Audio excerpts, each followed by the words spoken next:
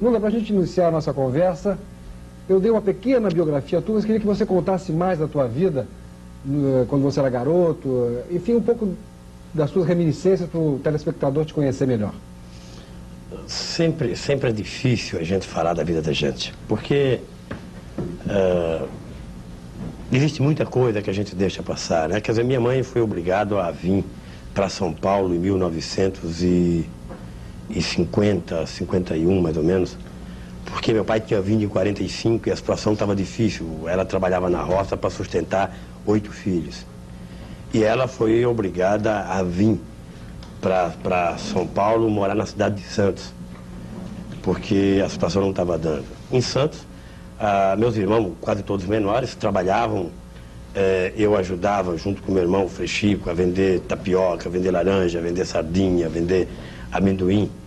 Até que em 56 minha mãe resolveu vir para São Paulo, morar na capital. E eu fiquei um ano morando com meu pai, ainda em Santos, porque aconteceu um negócio muito interessante, né? Meu pai morava em Santos com outra mulher que era inclusive prima da minha mãe. Aconteceu um fato engraçado até que na última greve de 80, fizeram uma exploração de que eu tinha uma mãe que morava numa favela em Santos. Quer dizer, eu sou o único brasileiro com 2 mães. Então era essa mulher que era prima da minha mãe que tinha vindo com meu pai de Pernambuco para cá em 45. E minha mãe não sabia. E quando nós chegamos em Santos, meu pai deu um jeito, né? Quer dizer, ele colocou a outra mulher numa casa, colocou minha mãe na outra, e ele ficava 3 ou 4 dias por semana numa casa, 3 ou 4 dias na outra, né?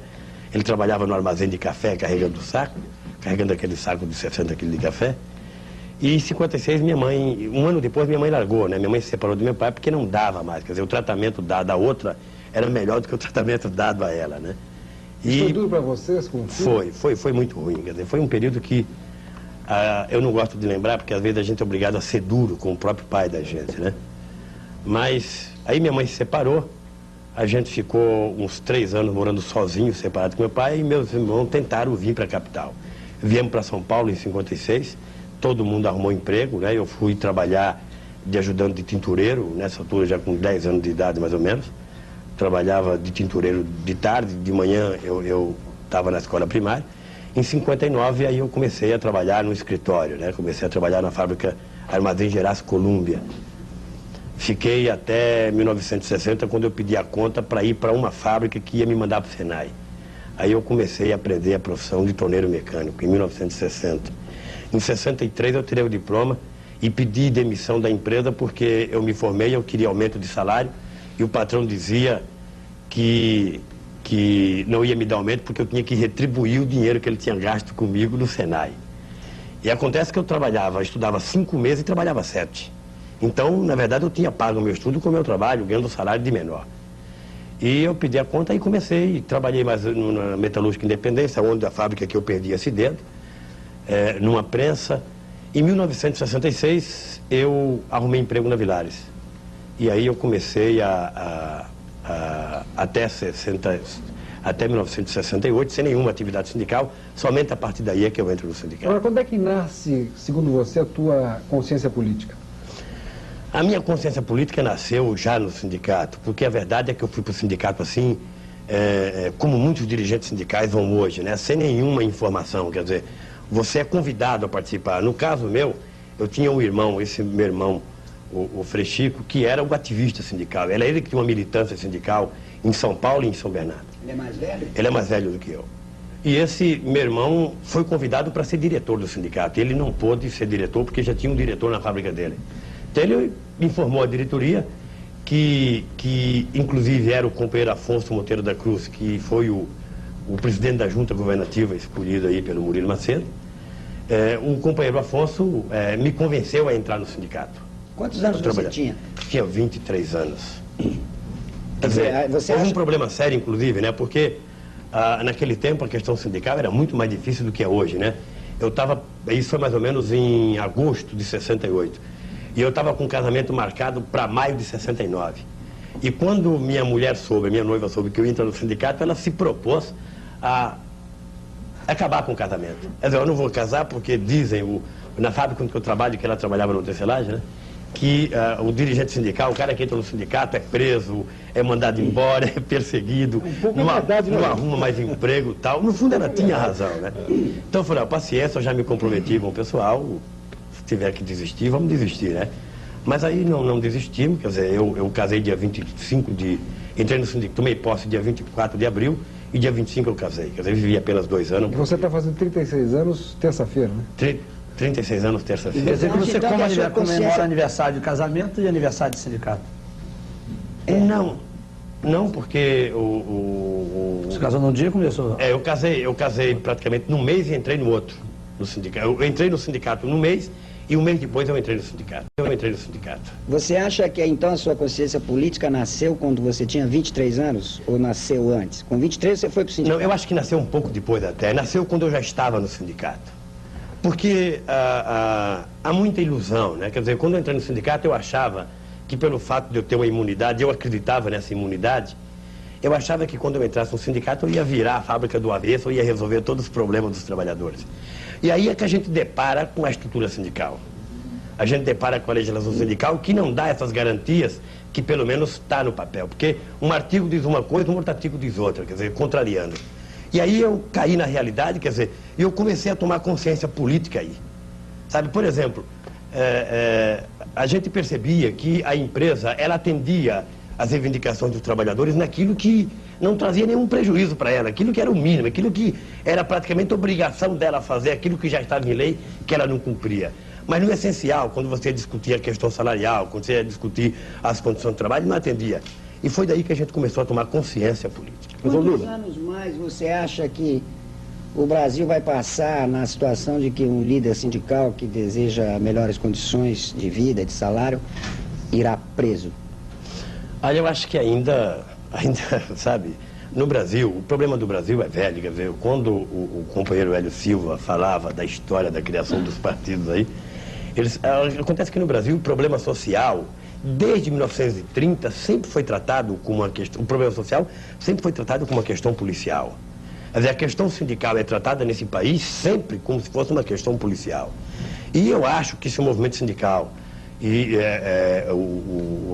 a classe política, o partido político não tomarem uma posição, quer dizer, o dirigente sindical estará à mercê da prisão enquanto persistir a estrutura sindical, porque ela é totalmente proibitiva à própria militância sindical. Lula, tem muita gente que diz que você, na medida que deixou a liderança sindical e se transformou em político, você traiu o operário e se tornou político profissional. Está claro que essas pessoas partem do princípio de que há uma incompatibilidade entre o líder sindical e o líder político. Inclusive, entre essas pessoas está exatamente o ilustríssimo ministro do Trabalho. Ele se cansa de dizer, né, aliás, ele não se cansa de dizer que os sindicatos não devem se meter em política.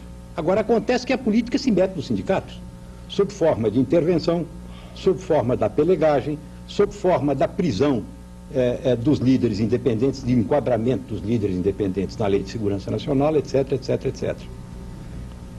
Eu acho que se o sindicato se resumisse a fazer apenas reivindicações salariais, ainda aí ele faria política e grande política. Perfeito. Porque, na verdade, a política é uma briga em torno da distribuição de renda. Eu gostaria que você falasse um pouco dessa relação entre atividade sindical e atividade política. Há duas coisas bastante importantes no que você fala, porque, na verdade, o ministro do Trabalho, como qualquer outro ministro, principalmente esses que estão hoje ocupando as pastas nos ministérios, quando eles dizem que o dirigente sindical não pode fazer política, é política de oposição. Porque política Claro. de situação pode fazer. Claro. Pode fazer, e eles usam o movimento sindical para isso. E o Murilo Macedo sabe que eu conheço as mumunhas que eles usam para com o movimento sindical. E ele sabe também de que a cassação que veio ao Sindicato de São Bernardo do Campo é porque não foi por falta de tentativa dele, não, é que o Sindicato de São Bernardo do Campo estava enraizado numa organização de base e que a gente não levava muito a sério a questão da representatividade que a gente tinha perante a base e não aceitava bajulações de autoridade. E ele sabe que ele tentou. Agora, o que é importante dizer é que a atividade sindical é uma atividade essencialmente política. E o dirigente sindical não tem muita alternativa. Ou ele faz política se contrapondo a tudo o que está de errado, ou ele faz política do lado do que está errado, como a grande maioria faz hoje, do lado do governo, ou ele faz a política da omissão, compactuando com tudo que está aí. Então não existe escolha. E, na verdade, eu não deixei o sindicato para fazer política. Porque eu fui presidente do partido, dentro do sindicato, eu desafio um ministro, uma autoridade, um policial do SNI, um trabalhador metalúrgico a dizer que em alguma vez, em alguma assembleia, o Lula colocou a questão do partido político. Eu desafio alguém dizer, algum trabalhador metalúrgico, em potencial aos meus companheiros de São Bernardo do Campo, ao ministro, ao SNI, à Polícia Federal, a dizer que um dia eu fui na porta de uma fábrica em São Bernardo do Campo falar do partido político. Exatamente porque eu tinha consciência de não misturar as duas coisas, de saber tratar da questão partidária, e eu fazia isso. Quando eu quero discutir a questão política, eu vou nos bairros discutir com os trabalhadores, e quando eu quero discutir sindicalismo, eu vou na porta de fábrica. Se bem que a maioria dos políticos não respeita isso, vão na porta de fábrica discutir política. Sebastião. Você chegou agora ao PT. Você sabe que o PT hoje é um filho querido da esperança política no país, porque há toda uma expectativa favorável à criação do PT. Mas veja bem, nós estamos num processo de abertura, está aí meio rachadura, meio abertura, mas está caminhando. O exemplo de outros países, a maneira como surgiram partidos parecidos com o PT, é um exemplo difícil. Veja bem, em Portugal, na Espanha, na Grécia, no Chile, no Peru, depois dos processos ditatoriais, quando se começou o processo de abertura, surgiram vários partidos que tinham um projeto político um pouco parecido com o do PT, como a UDP em São Paulo, como a UDP em Portugal, como o ETA na Grécia, como o Partido Revolucionário dos Trabalhadores na Espanha, como o MIR no Chile, como a Frente Operária Camponesa no Peru. Mas esses partidos todos, ao longo do tempo, eles cometeram um erro. Eles avançaram demais a sua proposta, ficaram com a cabeça muito concentrada, por exemplo, na capital, nas capitais, e o resto do corpo da nação não foi assimilado por essa proposta. Você não tem receio de que o PT, ao contrário da experiência de vocês em São Bernardo, que foi se manter próximo à base, ele avance o seu discurso excessivamente e se torne uma cabeça bonita, mas sem corpo, e aí aconteça o que aconteceu nesses países todos. Na hora que se abrem as urnas, se vê em que esse partido tem voto em São Paulo, no caso, tem voto no Rio, e não tem voto no resto do país, porque o discurso dele é um discurso urbano e da capital. É um discurso de ponta, como é a indústria, como são as indústrias de São Bernardo. Você não teme isso, que o PT seja uma coisa elitista para a atual etapa da vida política do país? Nery, eu não temo. Não temo porque eu acho que a história serve, inclusive, para não permitir que a gente cometa os mesmos erros que outros companheiros cometeram no passado. Veja que a experiência do PT contradiz o próprio raciocínio que você formulou para fazer a pergunta. O PT não é grande só em São Bernardo do Campo. O PT hoje, veja, que o primeiro estado em que o PT se legalizou foi no estado do Acre. Um estado totalmente rural. O segundo estado foi no Amazonas. O terceiro no Maranhão, o quarto no Piauí, depois Mato Grosso do Sul, depois Ceará.